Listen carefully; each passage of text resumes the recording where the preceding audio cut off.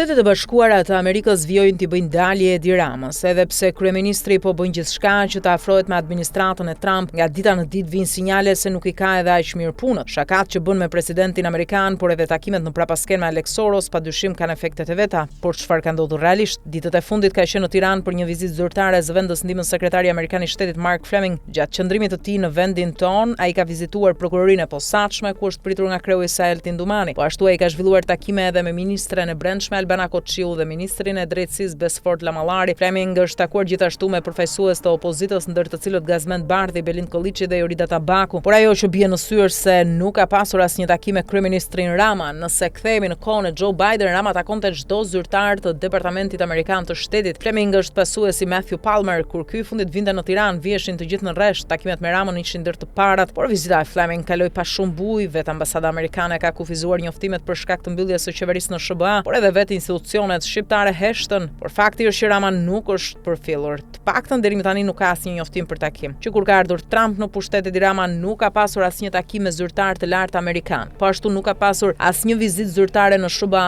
që prej një viti, për të mos folur më pas për mesazhet që ka dhënë SBA. Për zgjedhjen nuk e uroi askush. Ndërkohë që ambasada në shumë raste ka shpërndar mesazhe të zyrtarëve amerikan, mesazhe që shkojnë drejt për drejt për qeverinë shqiptare.